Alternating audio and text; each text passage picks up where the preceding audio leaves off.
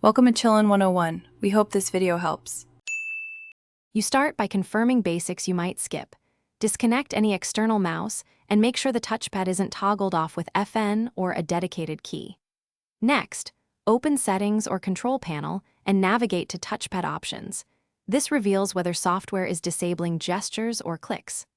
Once done, test in Safe Mode to isolate driver versus hardware issues, because Safe Mode runs minimal drivers and tells you whether a software conflict is the culprit. If it works there, continue to drivers.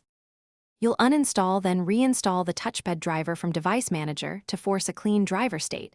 This removes corrupt or misconfigured files. After uninstall, restart so Windows reinstalls automatically, or download the OEM driver and install it manually if needed.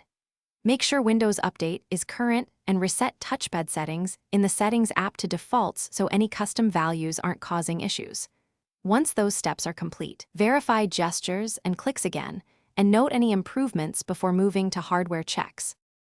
If software hasn't fixed the touchpad, inspect hardware, power down, remove the battery if possible, and open the chassis to check the touchpad ribbon cable and connector for looseness or debris. You can also boot from a live USB operating system to confirm whether the built-in hardware responds independent of your installed OS.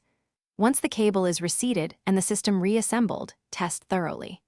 If it still fails, one key troubleshooting tip: don't force parts. Reseat gently or seek professional repair to avoid board damage.